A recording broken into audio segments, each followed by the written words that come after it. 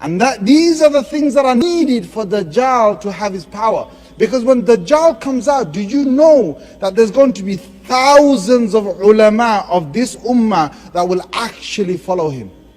Two categories are mentioned. Ulama, scholars of this religion, Islam, are going to follow him.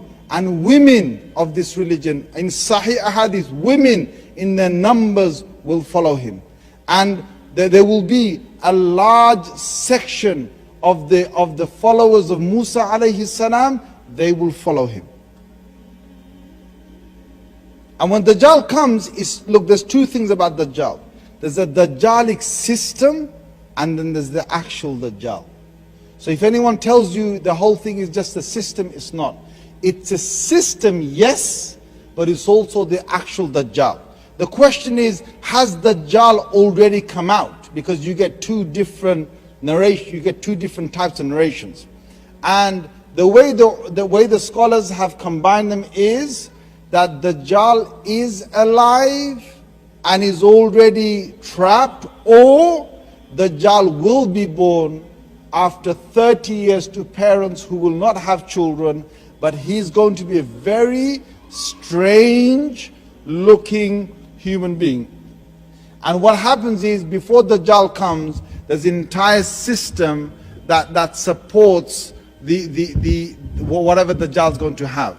Now, I don't know, look, I don't know whether the technological things that we've got, advancements we've got, whether that's going to be at the hands of Dajjal, or whether Dajjal will have other type of powers. But it looks like the technological world we're going through, that all those devices are going to be Dajjal's. There's going to be some serious advancement in science. Dajjal needs, Dajjal will claim to be God. But the people who will claim, who will say that he's God, most likely are those people who believe in the advancement of the development they've made as a human race on this earth. Now there's two categories of ulama here who've said, look, listen carefully, okay? Some have said we're going to go back to the days of horses and carts. Because every description Rasulullah sallallahu alaihi wasallam gives is actually either of a horse or a donkey, or he talks about a sword and so on. So some say that we're going to go back to that. Others say no. Others say that the whole, like for example, when Rasulullah sallallahu alaihi wasallam said that Dajjal is going to ride a donkey and the donkey's ears are going to be, really large and long, and between one end of the ear to another end of one ear is going to be 40 cubits. And and he's going to fly on this. And that seems more like a jet.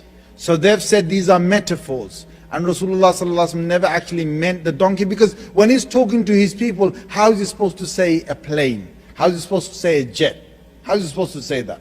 And that's why he gave these metaphors, or he spoke about it, but it's for us to understand that that's what he meant. Now again, I can't decide on this, but I am inclining more towards the fact that the technologies we've got today are all going to be in favor of the things that Dajjal uses. So what is he going to do when he comes down? Before he comes out, there is an Imam Mahdi that comes before him. Now again, there are many ahadith about Imam Mahdi. And the problem with all the ahadith about Imam Mahdi is, either the hadith is sahih, as in it's authentic, but the description within the hadith about the individual Mahdi is not clear, it's obscure. Or the hadith is very clear describing Imam Mahdi, but the narration is weak.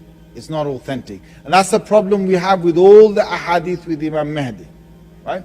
But what will happen is that there's going to be these minor signs around us are going to get worse with these little minor signs. And Imam Mahdi is the bridge between all the minor signs and the major signs. So let me go over it again. Remember I told you there's three types of signs. What's number one? Come on, let me see if you're awake.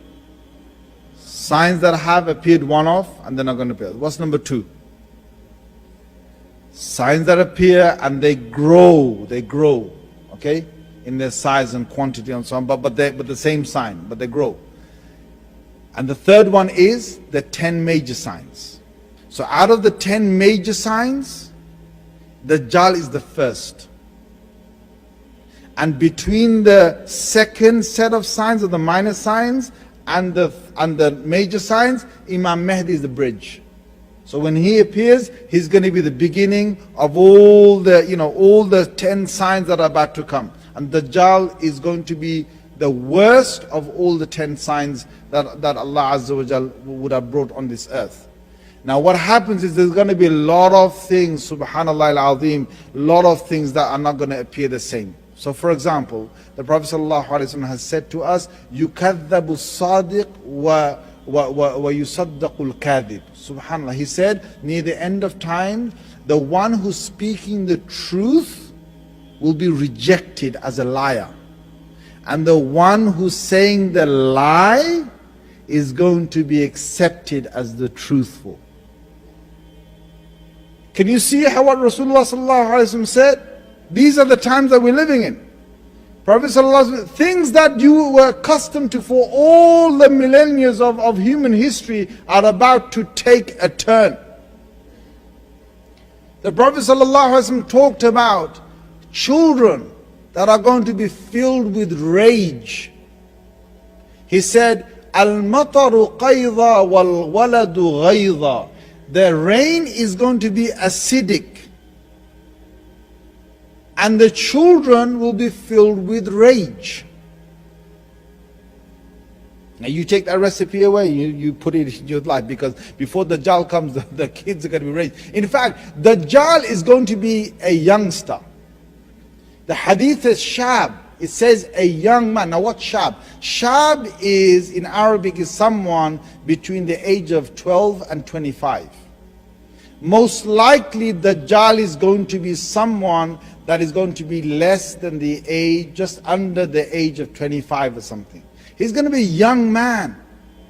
And he's going to have a great influence. His description is clear in the ahadith, where his right eye is blind, but it's swollen like a grape that has gone off. His left eye is defected, but he sees through that.